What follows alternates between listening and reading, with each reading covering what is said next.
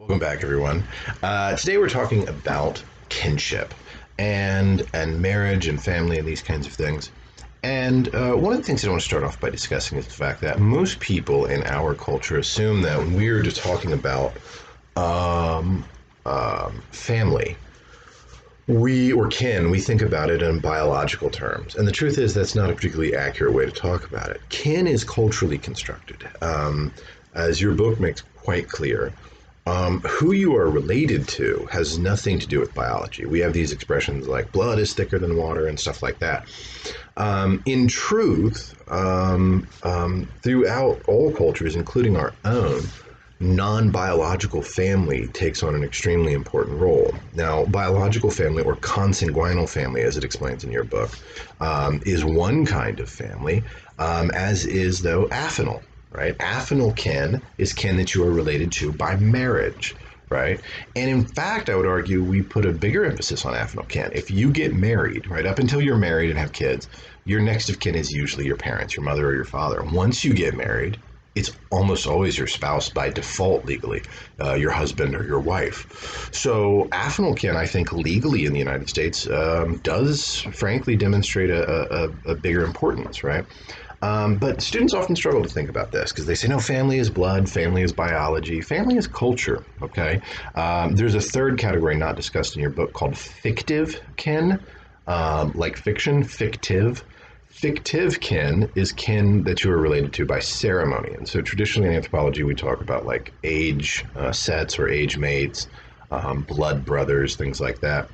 But an easy example that many of you might even fall into is adoption. My mom was adopted when she was born, and she was their kid legally and emotionally and all of the rest of that. Right? If I adopt a child, if I have two daughters that are biologically my kids. If I adopt a third child, I have the same legal responsibility for that child, and I have the same sort of social responsibility. If you saw me treating that third daughter differently, you go, what's going on with that? And if I said, oh, well, that's my adopted kid, so it's not really the same, you'd be like, you are a horrible asshole, right? That's not acceptable in our culture. That's your kid through and through, right? So it's important to think about kinship and family as something that is culturally determined. And with that in mind, your book runs through these different scenarios by which we define kin quite differently. Okay. So for you and I in the United States, I'm making an assumption that you have a fairly American kinship system. If you do not, forgive me. We are equally related to both sides of our family. In other cultures, you're not going to be related to both sides of your family. One side will be family and one side will not. Patrilineal or matrilineal descent, as it discusses, right? Yes, the brother of your dad and the brother of your mom is equally related to you from a genetic standpoint, but may not be equally related to you from a kinship standpoint, right? Culturally speaking. Likewise, there's a lot of ways in which you see this reflected in language. And this is what we call kinship terminology. And what I want to talk about today is kind of why we study this, okay? Why it's important to us. And a good example of this is kinship terminology. Kinship terminology is the terms that you use to describe your kin. Because what we have realized over the years is that the terms that we use in the culture, by and large, tell us about the relationship with that person, all right? They tell us not just the relationship, but it tells us culturally about what your responsibility is for that person and what their responsibility is to you, okay? What your duty is to that person. So for example, in our culture, typically there is one person that you call dad. That's it. There's one person that you call mom. And while I know that this may be different on an individual level, I'm not talking about individual experiences. I'm talking about broadly as a cultural institution here, right? You have a unique relationship with your mom. You have a unique relationship with your dad. It is not like anybody else's. Your mom can ask more of you than anybody else can. Your dad can ask more of you than they can ask of others, right? Now, again, maybe, I'm sorry, perhaps you don't have a great relationship with your parents. Fair enough. But you do understand that by and large, in culture, that is true, right? That in fact, there are ways in which all of this gets reflective, right? Cousin, for example. I'm from the South and have, come from an agricultural family, so I got 900 cousins. And while I might be closer to a couple of them because we're closer in age, my responsibilities to them and my expectations from them are by and large the same. My dad can call me at 2 a.m. and be like, ask me whatever. If I see the phone ring from a cousin at 2 a.m. and be like, I will call that son bitch back tomorrow. It's 2 a.m. I ain't getting up, right? It's a very different relationship, and it is reflected in that term, right? That all of my cousins are equal, right? From a cultural standpoint, everybody that you call brother, everybody that you call sister, no matter how many they are, you have roughly the same expectation, right? That society expects the same of you. To treat those people evenly. I made a joke a minute ago about my kids, right? And if I had adopted a third. Well, that's a good example, right? I have two daughters, and whatever I do for one, it's kind of culturally expected that I'm going to do for the other as well. If you found out that I gave one daughter a birthday party and the other I never bothered to, you go, that's not right. Why? Because I have the same responsibility to those individuals. They have the same expectation from me and how I will treat them, right? In our culture, that is fair. And I abide by that. And then that's reflected by the fact that they have the same kinship terminology for me, daughter, right? And so in different cultures, you're going to see these different things. And you might say, well, how does this help us? For example, I often point out that when my partner, as I think I've mentioned, is from India. And when we had first started dating, I know that she had told me that she had a brother. And then later on, she got a call. This was months later. She gets a call, talking on the phone. She was speaking, I believe, in Hindi. And when she got done, I said, oh, who are you talking to? And she said, oh, that was my sister. And internally, I'm thinking, shit, I didn't remember that she had a sister. I know she mentioned she had a brother and everything. And I'm like, oh, cool. How is she? Trying to play it off, And it again came up at some point about the fact that she only has one brother. And I said, hold on one second. You said your sister called you. And she said, oh, yeah. She said, it's what you would call your cousin, right? But this is, in fact, to her, a sister. And that's something that you see all over the globe. One of the ways in which you see that most common, which your book doesn't really discuss, and I wish it did, is the concept of cross and parallel cousins, okay? This sounds complicated, but it's not, particularly if you start looking at those kinship diagrams that are in your book. A parallel cousin is your first cousin of your parents' same-gendered sibling. So, the offspring of your parents' same-gendered sibling, your mother's sister's kids, right? Your father's brother's kids. Those are parallel cousins. Cross cousins are the offspring of an opposite gender sibling to your parents. So your mother's brother's offspring are your cross cousins. Your father's sister's offspring are your cross cousins. In many cultures around the globe, your parallel cousins are brother and sister to you. The correct terminology is not cousin, it's brother or sister.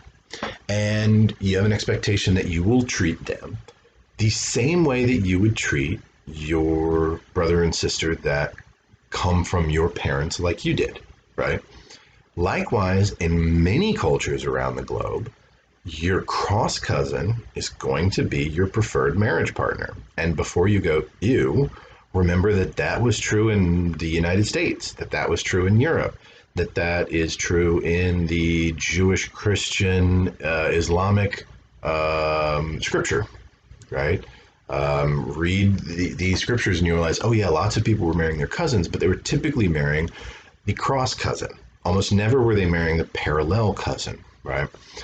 Why did they do this? They did this because, we argue, that it has to do with inheritance, okay? If in a matrilineal society or in a patrilineal society, right, it doesn't matter which one, all of the kids of the male line, right, my father, his brothers, all belong to the male line of his family. If I'm a man and I'm born to his line, then it's fine, right? In terms of inheritance and wealth and land and cattle and all of these other things, right? But if it's female, right, when she gets married, there is going to be this bride wealth and dowry and all of that stuff that you've been reading about. But if she's going to go sort of belong to a different family now, and I say belong to, and I don't mean that in a negative sense, I just mean kinship wise who you belong to. I belong to this male line of Crosby, but she will belong to this other line. I don't mean that in a creepy, possessive way, right? Unless she marries back in, right? So if she marries my aunt's offspring, right, it can sort of bring that fold back around. And so it can make sure that land and title and holdings and possessions and herds of cattle and access rights and these kinds of things don't end up getting split up and divided among lots and lots of people, but really kind of re-solidifies those things, right? And so it can kind of bring it back in, you know. So that's an important part of it, okay? But I also want to talk about why we care about this so much, right? So talking about these kinship terms, it's a great example of culture, right? You'll often hear people say kind of dumb things. I run across these internet statements all the time, such as they say, like, in Chinese, there's no word for brother. Okay. Well, there isn't, but they're also kind of being weird when they say that, right? They mean Mandarin, by the way, in terms of a language. In Mandarin, there isn't a word for brother, right? There is a word for sibling, but there's not a word for brother. There is a word for older brother, and there is a word for younger brother, and they're separate words. Well, what do you think that tells us, right? It tells us that you have different relationships to those people, okay? Which is exactly what we see. In traditional Chinese society, and this is true in many parts of the world, older brother can tell you what to do. Younger brother cannot. Older brother is almost like a surrogate parent or like an uncle, maybe in our culture. Excuse me. Like an uncle, you know. Older brother's in charge. Younger brother's not, right? I have a different word for them because I have a different relationship with them. I have a different expectation and they have a different responsibility when it comes to our relationship. So it has a different word in the same way that I have kinship that I call daughter and I have kinship that I call cousin. I don't have the same relationship with those people, right? I don't have the same responsibility with those people, okay? So why do we study this? Well, that's a part of it, but it also helps us to understand so much, and it gets into this a little bit in your book. Kinship determines a lot of things in traditional societies, such as where you will live, which is called your residence pattern. Is it going to be patrilocal, living with father's side, matrilocal, living with mother's side, neolocal, setting up a new house, which is probably typical in the United States. But it does much more than that, and it's not just in traditional societies. Understanding kinship helps us to understand how people behave, where their responsibilities are. Many individuals we find, even in the 21st century in the developed world, end up living and working very, very close to family. Family helps determine where we live, not just in that old school style of neo-local, matrilocal, all that, but in terms of maybe you went away to school, but your family moved somewhere, and it's like, well, I ended up settling here, or I have very good friends of mine that got married and had 3 kids, and after the second kid, they decided that they were going to move up to Atlanta. Neither one of them was from Atlanta. One was from here in Central Florida, one was from Kentucky, but their family had ended up moving to Atlanta, and so they said, well, we're moving there, right? We want to be near family. And it's something that we've always done, but somehow created this fiction about in the 20th century, particularly in the United States. There's a wonderful book by a sociologist called The Way We Never Were that talks about many of our ideas about family in the 20th century and how, to put it bluntly, they're just complete bullshit. There is what's often called, like, if you guys probably have never seen it, but there was old television shows in like the 1960s, 50s and 60s called like Leave It to Beaver, or Father Knows Best, or these kinds of shows that depicted this idealized version of America where dad goes to work and mom stays home wearing petticoats and an apron, and she cooks and cleans, and her hair's perfect, and she wears high heels and stuff like that to just walk around the house. And they've got two kids and a white picket fence out front and all this kind of stuff. This idea of the nuclear family being self-contained, and this idea that this is how it ought to be. The truth is, it was never that way in the United States, not unless you were probably one of the very, very, very few extremely wealthy individuals, right? Upper 10% is what we're really talking about here. The vast majority of Americans, we find, not only have women almost always worked, so this idea that like women working is new, no, it's not even remotely. Throughout American history, women worked on the farm or in the factory, or at the family store or whatever else it was. That's always been the norm. But likewise, family has always been multi-generational, and residence pattern has always been multi-generational because it creates one economic unit. And so, as I said, mom's always been working. Well, who's going to watch the kids? Grandmother, right? It has always been multi-generational, and has always been what we call lateral kin too. So it's going to be mom and dad and the kids, but it's also going to be grandparents on both sides potentially. It's going to be aunts and uncles who aren't married. It's going to be cousins who got older and moved in, right? That's always been the norm, okay? With very rare exception, okay? And so a lot of these ideas about family that we have are honestly kind of silly. And I'm going to talk about marriage in just a second, right? But so why do we study this? As I said, it helps us understand relationships, but it also helps illuminate behavior beyond movement and stuff. But how we choose to organize our lives, where we live, what we do, the kind of careers that we pursue, right? You're very, very likely to do what your parents do.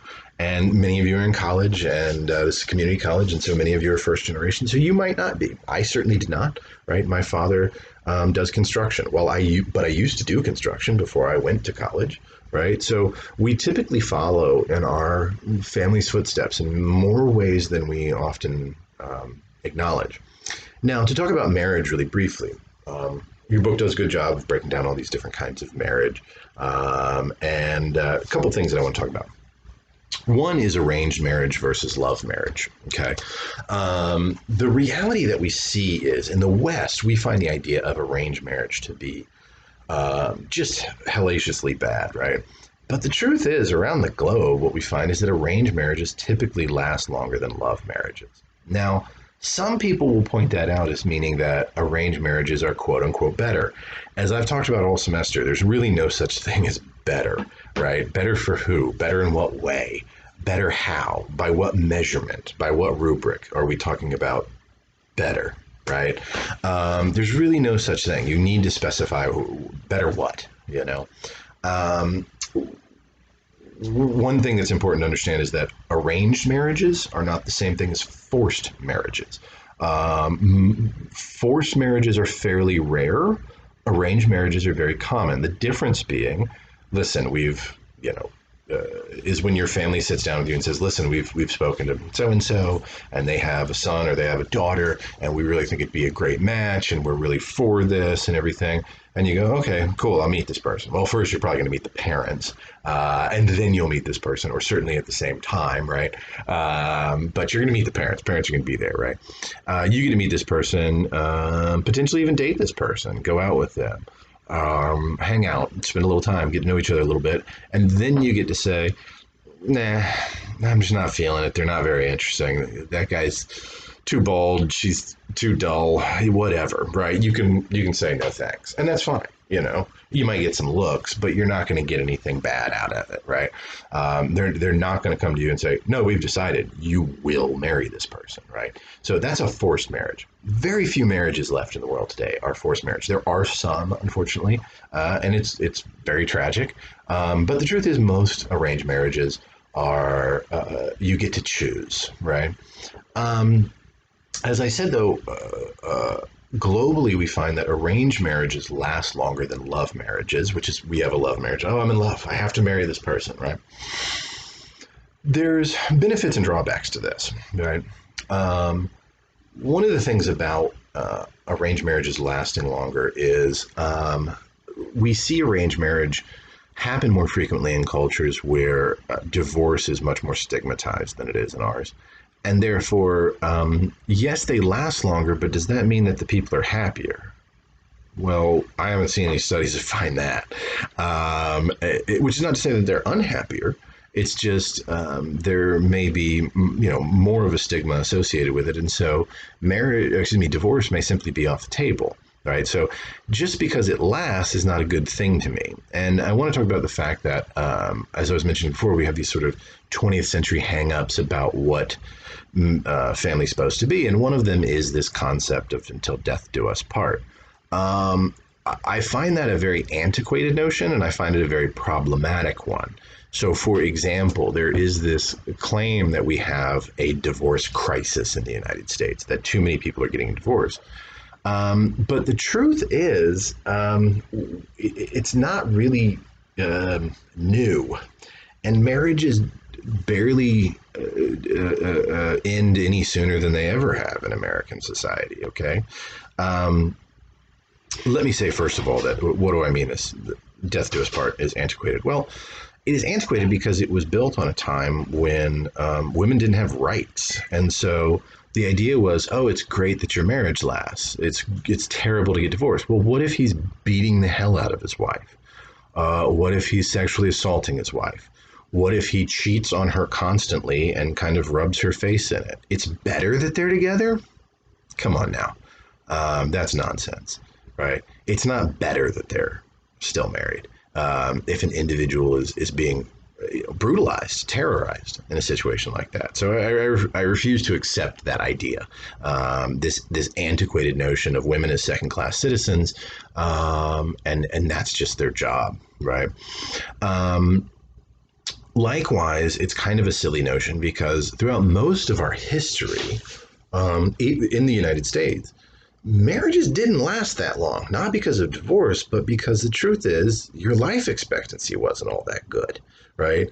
Um, Odds were, if you got married, your husband was going to be marched off to war and die, or the ox was going to kick him when he was plowing the field and kill him, or your wife was going to die in childbirth, or either one of them of you was going to catch scarlet fever, yellow fever, or a pox, or a who God knows what, at some point and die. And I know that sounds creepy, but the truth is that's what usually happened, right?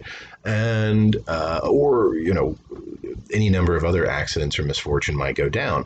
So the truth is, our marriages last about as long as they ever have in American history. The difference being not that we are getting divorced, but that you people live too long. That's what I'm trying to say, right? We live so long now. We live so long now. And so I really do question this idea of, hey, you're not supposed to change as a person. You're not supposed to want something new. You're not supposed to be headed in a different direction. You're going to be who you are at 25 and at 35 and at 45 and at 55. Now that I'm in my 40s, I can tell you I'm a hell of a lot different than I was in my 20s. I want different things. And, the woman that I married ended up wanting different things, which is why we're divorced. That's not a bad thing. We found things that made us happier in life, but they were different things, right? And this is not about me being defensive, right? It's about to say that it's a little bit strange, our modern notion of love and love marriages. If you have a psychology class, and you talk about relationships, ask your professor about this. Most psychologists and therapists today will tell you we have a really strange and frankly unhealthy notion of what a marriage is supposed to be. And you can see this on easy display throughout the social media where people will post things like, oh my God, I married my best friend, business partner, closest confidant. Yay. Not yay. That's a lot to put on one relationship. Most psychologists will tell you one relationship can't be everything. This person cannot be your sexual partner, your romantic partner, your emotional stability, your best friend, your business partner, your economic equal, your everything. That's a lot, right?